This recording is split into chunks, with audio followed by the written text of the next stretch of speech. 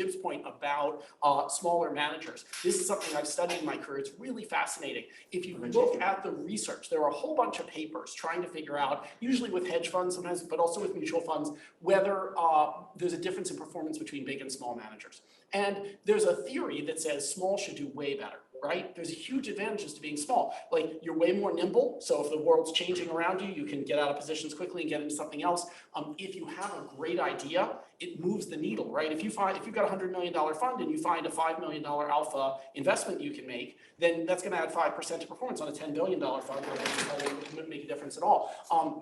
And for a variety of other reasons, it really should be, you can work in what I call the dark little corners of the market. In other words, oddball trades, things that aren't being closely followed by analysts. If you're too big, you can't really do anything meaningful in those areas, but if you're small, you can. So it seems like there should be a big edge to smaller funds, but when you look at the data, if you look at the research papers, they generally find smaller funds do a little better. Right? Sometimes they find a sort of inverted U where there's a sweet spot in the middle, sort of small but not the tiniest. Sometimes they find it's linear, but the smaller ones do just a little bit better. And that was very puzzling to me. And what I did though, I'm at Harvard Business School, so in addition to doing kind of research where you analyze data, we also get out there and write case studies and meet lots of managers. I worked on a fund-of-funds project with an HBS alum. And when you go talk to everybody, it becomes really obvious what's going on. When you meet people who manage large funds. Let's say when I was doing this research, the hedge fund world, 5-10 billion was a really big hedge fund. Obviously, they've gotten bigger since then. When you meet people who manage those funds, almost uniformly, they are amazing. Okay, brilliant, incredible credentials and track record, great team around them, just super, super impressive. You meet him, you're like, this is a guy I would absolutely, or a woman, I would absolutely entrust with my money. When you meet people who manage small funds, at that time this would have been 100, 200, 300 million, again now you can be a little bigger than that, still be small, often you find the exact same thing. They're super duper impressive. But also fairly often you find that they are total jokers, right? That they just they got levered long in the market with their dad's money, and then the market went up in that particular period. They look at, when you talk to them and try to figure out what they were real, or they got into convertible bonds when convertible bonds was easy money, and then it stopped. Again, that's all ancient history now. So now think about what we're finding. You have one group of people that's all geniuses, the big fund managers. You have one group that's half geniuses and half clowns. And the second group does a little better. So now think about it. If you could get into the smaller group, but pick out the ones who are really smart, you should crush the big funds, crush them.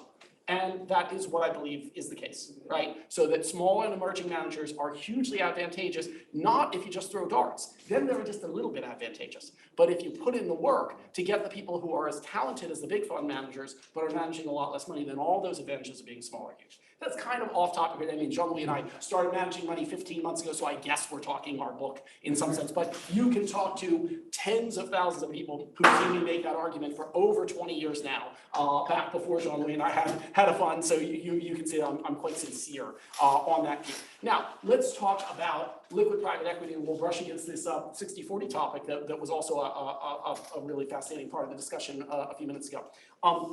So this is really a passion project for me. I gave my first speech on this subject of liquid private equity at Harvard Business School in 2000, and I've given hundreds of speeches since on the subject, really proselytizing for this idea. And I'm so thrilled that Jean-Louis and I and the members of our team and the partner firms that we've worked with have actually brought this conception to life. So, not everything from the ivory tower is just an ivory tower idea. Some of them are really great real world ideas, but somebody has to, make it happen, and we're making it happen. And so what's the idea? The idea is that private equity is the best performing asset class. We take no credit for that. Well, Jean-Louis gets credit. Jean-Louis ran, co-founded Strategic Value Partners, which is an $18 billion private equity fund. So he actually played a small role in the incredible success that private equity's had over the past couple decades. But obviously many, many other giants of the business have delivered amazing performance to investors. Now, the performance is often overstated. The media will tend to focus either on the biggest winners who multiplied your money 82-fold, or of course on the failures. But if you look at the average, what you see is the PE, and here I'm really mostly focused on the leverage buyout business, which is kind of the heart of private equity, although lots of interesting things to say, of course, about venture capital, infrastructure, PE, and so forth. But let's just think LBO. It beats the S&P 500 500 by 2 or 3% a year, okay? So that's terrific. And it has much less downside risk when the market crashes. PE goes down much, much less than the market does. And correlation with stocks and bonds is low enough that if you did start with something that looked like 60-40, and then you put in PE, so that you go from, say, 60-40 to 50-30-20, which is more or less what all the big institutions have done over the last few decades. And of course, there's other forms of alts and so forth. I don't want to oversimplify. Well, I guess I am choosing to oversimplify. Oversimplifying it, the nutshell history of institutional investing over the last 30 years is they went from 60-40 to 50-30-20, right? And that has been a screaming success, right? Massively increased average returns while cutting portfolio volatility because of both the low vol PE and the benefits of diversification. Super powerful. Okay, why doesn't everybody have tons and tons of money in PE? Why don't they have half or 3/4 of money in PE? There's two problems with PE, okay? I mean, look, you can't expect something to be so perfect that it's good on every dimension, right? So one is lack of liquidity, of course, and the other is a lack of access, okay? So, so we can think of two groups of investors, and it's not too crazy to say half the money in the world is in pools of capital that can access PE, and half of it's in money in pools that can't. Okay, so who's in a pool that can't access PE? Well, of course, retail investors, right? But beyond retail, you can get pretty high up in high net worth without having very attractive access to PE. Say you have $8 million, right? You've worked hard your whole life and you've saved $8 million, now you're retired. You want to form a portfolio that looks like a great institutional portfolio. Typical institutions have 20-25% PE. Let's say if you want to be 20% PE, 20% of 8 million is 1.6 million. Right? With 1.6 million, you can maybe make the minimum of one PE fund. Certainly no top quartile PE fund is going to be very enthusiastic about taking somebody's business on 1.6 million. But even if they would, you would not want to have 20% of your money in a single PE fund. Remember, one PE fund is like 8 highly illiquid, highly levered, nano cap companies, right? That's not something you should be comfortable with 20% of your money in. What you want to do is what a great institution would do, which is have a diversified portfolio of dozens of PE firms. But for that, you need to be at that sort of ultra high net worth level. You got to have at least 50 and probably more like 100 million to be able to create that great portfolio at a reasonable price and with high quality portfolio. So lots of people, and look, I'm on the investment committee of my kid's school. We can't invest in private equity, right? Our endowment's not big enough for that. Now, Harvard's endowment's big enough to do that, but a good independent school, generally not, okay? So there's a lack of access, and for those people, what we say is, if we can create something that is liquid but behaves like private equity performance-wise, liquid private equity, right? And I'm going to get into details in a minute as to exactly how we do that. But the short version is we're going to buy public companies that look like the companies private equity holds. And then we're going to do a few other things to make it just like PE, okay? As to the greatest extent possible. Of course, it won't be exactly like PE because we're buying public companies, but we think we got pretty darn close, okay? And we think we can match that PE performance profile. Okay, if we could do it, then for people who can't access PE, that's super useful, right? Because they can take that 20% or whatever of their portfolio that would be in PE if they could get good access to PE and put it in this and kind of get those same benefits that the big institutions are getting, okay? So that's one piece of it. The second piece is about lack of liquidity. PE is triple illiquid, I like to say. First, it's illiquid in the traditional sense that you can't just take your money out when you want it, right? So if you put $10 million into a PE, into a bunch of, put $1 million each into a dozen PE funds, you got 12 million out there, you can't call them and say, hey, could I have $1 million back, right? So that's one problem. But it's got two other forms of liquidity. The second thing is capital calls. They will call you at unexpected moments and say, okay, hey, you need to send us $320,000 by next Tuesday. Right? And that is very stressful. Look, I know, look, if you're a billionaire, probably that's not stressful, okay? But I can tell you that I know a lot of people with, let's say, $5 to $30 million of wealth. And virtually none of them, if they get a phone call that says, I need $320,000 by Tuesday, is like, no problem, that's easy. Right? People have their money placed in things. You have to really keep a lot of money on the side in some special place if you want to make sure you can meet those capital calls. And then the third form of illiquidity is you might be in a perfect position. Your portfolio is precisely in balance, exactly the way you want it. And then they send you a chunk of money back and say, hey, we sold something, here's money. Now, of course, you're glad that they made a good sale, but they messed you up, right? Now you got to figure out what to do with that money. And it's not like you can call Blackstone and say, hey, I just got $2 million back. Can I just put it into something in PE? Blackstone's going to say, yeah, our next fund closes in October, and we'll draw down the capital for that fund over the subsequent 7 years. You can't get that 2 million working right away. So there are real challenges to managing a PE portfolio. It's a full-time job and people at institutions do it and they do a terrific job, but it is really hard.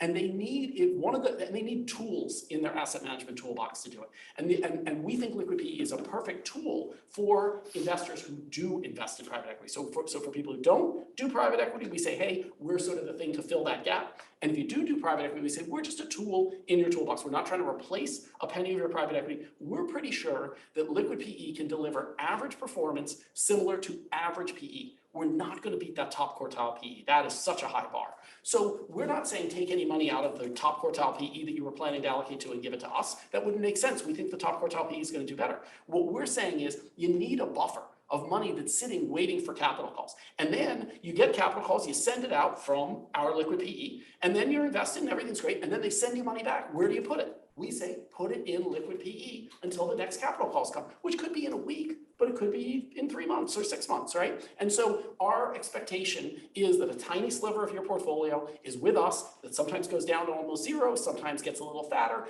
and we're here to be, sometimes people say risk treasury, sometimes people say funding asset solution, liquidity buffer, there's all these different terms. Now there's other ways you can use it as a tool. You can use it for tactical asset allocation. If it's the COVID quarter and you think that markets are panicking and there's a huge opportunity to invest in PE, well, as I said, you can't call up a PE firm and expect them to put that money to work right away. It doesn't help you that they're going to, draw it down years from now, right? That's not when the opportunity is. But liquid PE, you can instantly invest. We have 2 products. One is unfortunately only for Canadians, but if you're Canadian, you can invest in our product up there, and it's a mutual fund, so you can invest any day and take your money out any day. The other product is for any investor around the globe who's qualified, and that has monthly liquidity. So you can invest any month and take it out any month with 10 days notice. Okay, so tactical asset allocation, liquidity buffer, we can do fascinating things in ESG for specialized needs if people are large enough to do a separately managed account.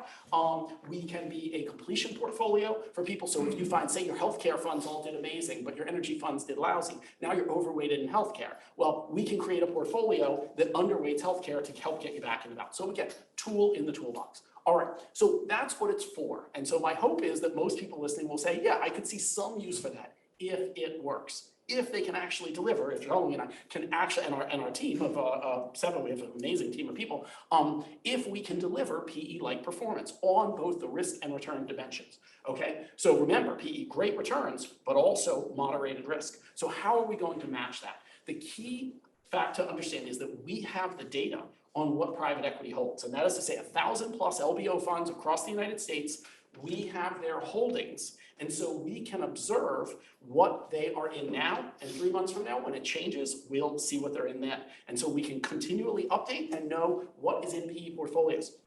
So the first step is we're gonna buy what they buy.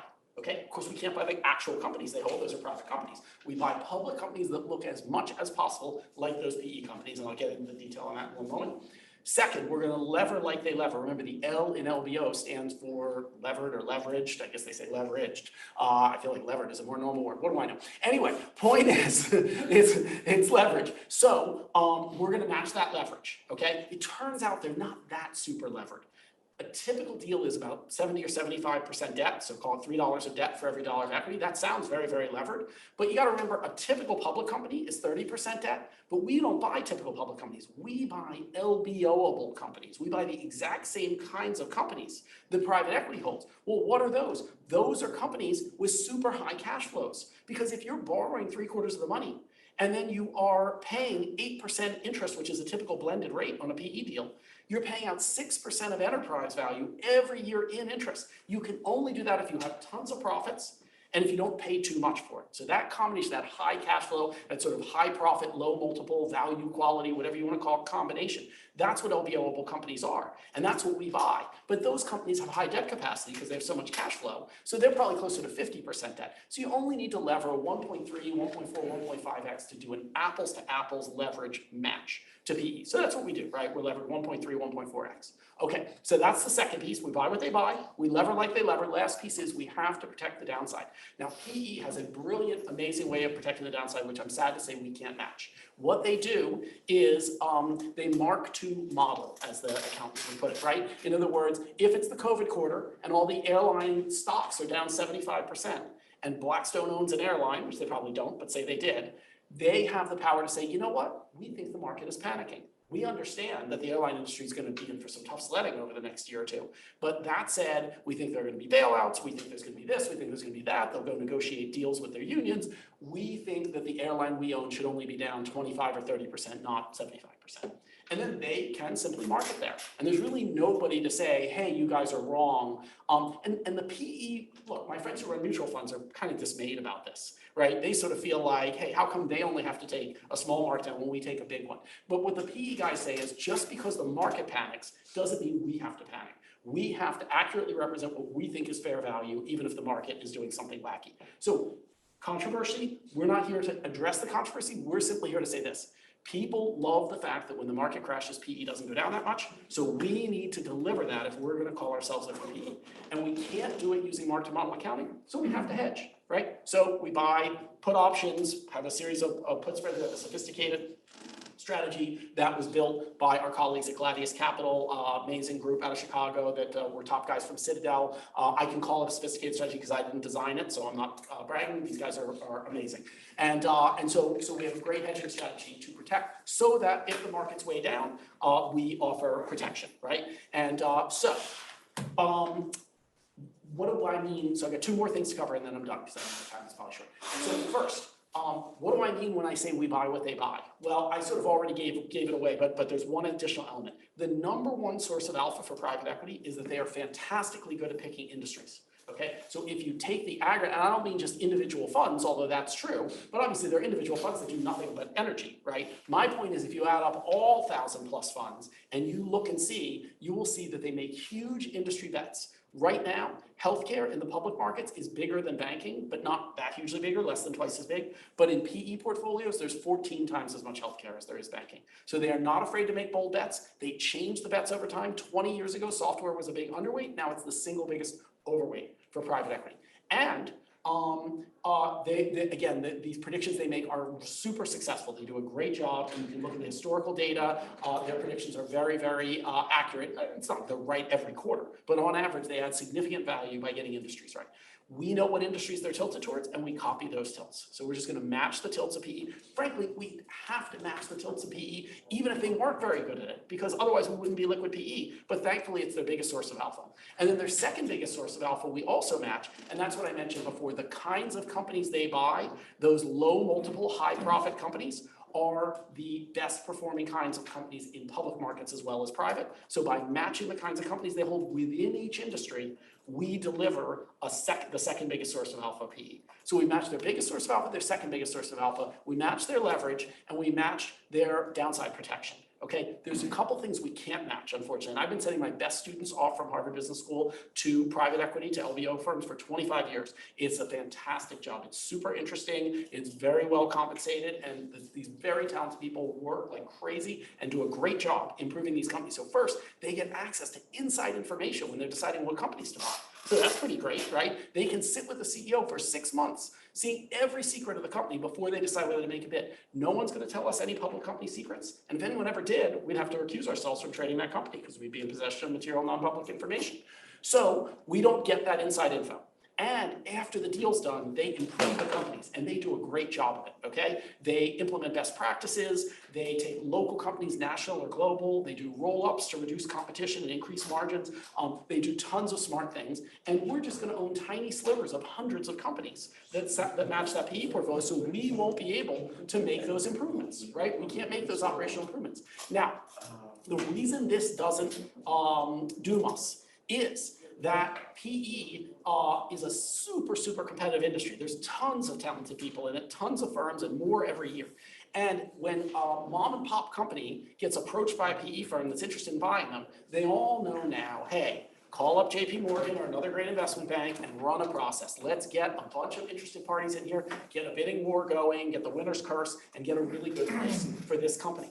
And so to the extent that these PE folks are able to add a ton of value to the company, which they absolutely are, right? A lot of that value goes to mom and pop, right? Because they're the ones who are holding the asset that is improvable. And so not all of it. And so PE is definitely adding significant value. We estimate that over and above the control premium, as well as over and above being in the right industries and the right kinds of companies, the improvements these guys make add 1 or 2% a year for, and they're buying, holding for a decade. So that's really a lot, right? And they're adding another 1 or 2% a year from possession of inside information that we can't match. And by the way, they're adding a third chunk of 1 or 2% a year because they don't, insurance costs money. And so even though sometimes our put options, our protection pays off, on average, you do lose money on it, right? Probably 1 or 2% a year. So you put that together, mark-to-model accounting is free. So you put that together, we're behind by 1 to 2, plus 1 to 2, plus 1 to 2 is 3 to 6% a year. And that sounds really bad, but that is on a gross basis, right? But you as an investor do not receive gross, you receive net. Okay, so what about fees? Well, did I mention that my former students who do private equity are extremely well compensated? That compensation comes out of fees paid by investors. And when you add up operator fees, monitoring fees, origination fees, management fees, carried interest, and whatever other kinds of fees I haven't even heard about yet, it's about 700 basis points a year according to the CalPERS study, which is backed up by other studies. We're charging more like 100 basis points a year, so that's 600 basis point gap. Gets us from 3 to 6 behind to 0 to 3 ahead. And if you look at the back test of our, our fundamental strategy, which is, we can explain, with more time, I can explain in all the detail you want. We're very open about it. You'll see that it's closer to +3 than +0 compared to average PE. But we know you're never as good as your back test in real life. So our feeling is if we can deliver average PE performance, that is, say, a little ahead of the markets, but with huge downside protection, then we're delivering a product that is super useful both as a tool in the toolbox for allocators and, of course, for people who cannot access PE at this particular moment and want something to fill that sleeve in their portfolio. Randy, we got a few minutes left, so if you want to... So I'm done and would love to take questions if until Marty, hooks me out of here. Do we have questions? Yep.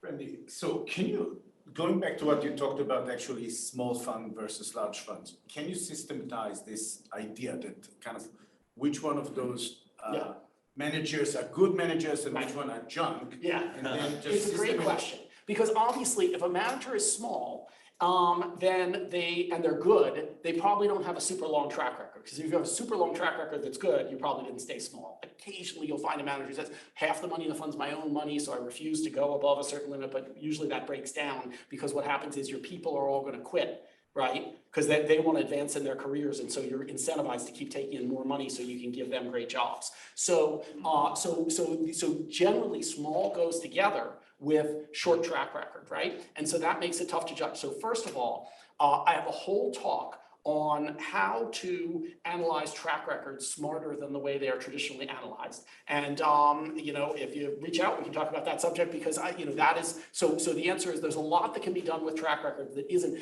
this thing where it says past performance is no guarantee of future results in the legal boilerplate, the truest statement in the history of legal boilerplate. Not only is it no guarantee, it doesn't predict at all, right? Past performance, except if you analyze it carefully, it does predict, right? But it's just a lot of work. So that's one element. But what I'll say is it's crazy, right? I'm gonna give you the lamest possible measure that you could think of manager talent. Okay, but it happens to be one that one of my professors from grad school, Judy Chevalier, and one of my friends from college, Glenn Ellison, got data on. And that is SAT scores of managers. It predicts. It works. The people with the high SAT scores actually turn out to be better at this stuff, right? It's not a great predictor all by itself, but the point is it just gives you the notion that it's not crazy to think that if you go and spend a lot of time with the managers, as Jim and I were talking about, that you can actually get a real sense of who's good at this, who has real edge. So as I say, I have an hour-long talk on this subject that I'd love to give you guys some time, but as to how it's called finding out performing managers. So yeah, there are things you can do. Quick question, and probably the last question. So could you discuss a little bit what the impact is going to be, the existing financial climate? Because you spoke about mark to model, and obviously as a fund that's doing liquids, you're going to be marking to market, right? So what's the impact of that? Yeah. So you're never going to be able to nail, and I want to be very honest about this, we'll never be able to nail exactly PE's performance quarter by quarter. So if you go back to Q1 of 2020, market was down 20%. The LBO-able companies were actually down more than the market, right? Because who benefited the most from the Fed bailing the markets out? Well, of course, it was the Teslas of the world, the people with their cash flows super far in the future, so that a reduced interest rate was very, very beneficial to them. LBO-able companies, by definition, are the ones with their cash flows right now, so they benefit, they don't care as much about the interest rate, right? So as a result, LBO-able companies were down not 20 like the market, but more like 28, right?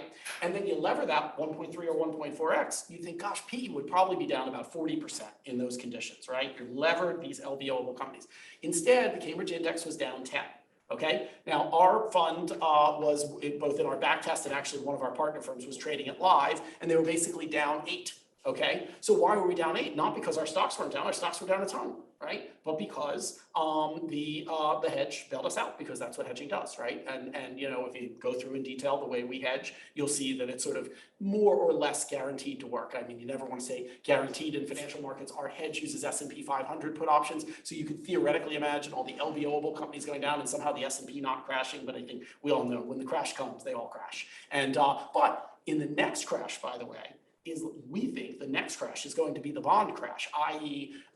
Interest rates going up because of inflation fears. And if that happens, then which stocks are going to underperform? It's going to be those Teslas and all that are hurt the most by interest rates going up, just like they were helped the most when it went down, right? What goes up must come down. And the LBO-able companies, they'll go down a lot, but they'll go down less than the S&P. So we think our hedge should really kick in hard and protect us well from those kind of scenarios. And obviously we'll see if this turns out to be that quarter. I guess the market's maybe as of today, probably -10 or very close to it.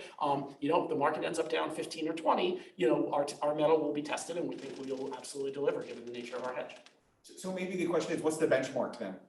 Yeah, okay, so I would say to you, like over the long run, over the cycle, we'd be happy to be benchmarked to the Cambridge Associates Index. But quarter by quarter, it's crazy. We don't even have, I'm not sure we even have Q2 of Cambridge yet. We may have Q2 finally, but we certainly don't have Q3 of the Cambridge Index. So you have to wait like 2/3 of a year to find out how we did. So I wouldn't ask you to use that benchmark just because it's kind of not fair, right? That you have to wait forever to see how we did relative to the benchmark. So I actually think a reasonable benchmark for us is a 60-40 mix, okay? And this comes back to the criticisms. I guess this will be my last word because I know you want us to move on with the event. The 60-40 stuff, look, people had all their money in 60-40, and now I would suggest to you that probably most family offices and similar have something that looks like 40 to 70% in something that looks kind of like 60-40, and then the rest in cool stuff, right? Alts, private equity, hedge funds, special situations, friends, kids, businesses, et cetera, right? And that's not a crazy way to go. Historically, it's been a brilliant way to go, to tell you the truth, because 60-40 has delivered 9% a year over the last 50 years, right? And when the market crashed, you didn't get hit too hard because when your stocks crash, your bonds protect you, flight to quality, right? But what we fear now, as I just mentioned, is not a stock crash, a traditional stock crash where people are afraid earnings aren't going to be there. It's a bond crash where interest rates go up, bonds get smoked, and stocks will get smoked right along with them. There's not going to be a flight to the quality of stocks, right? Stocks will go down too because they are long-term assets that, those discounted cash flow models apply to stocks and bonds alike. Interest rates up, everything goes down. And so 60-40 right now, the expected return on it looks like 3 or 4%, not 9 like historically.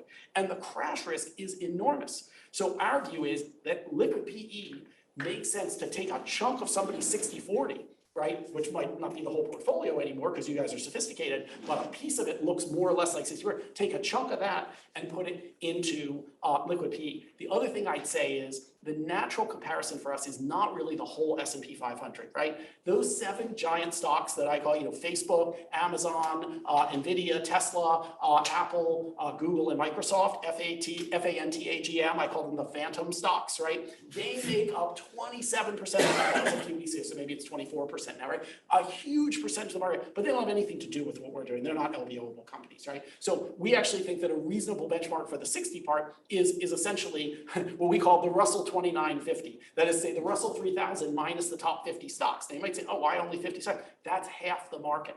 Half the market cap of the market is in 50 of the 50 biggest companies, and we basically have virtually nothing ever in those. So we think that's a benchmark. Obviously, it's such a non-standard benchmark. We'll bring it on whatever benchmark we want. We think we'll look good in the long run compared to it. In any given quarter, of course, we'll beat some benchmarks and lose to others.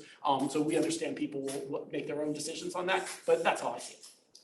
Fantastic, Randy. Great job.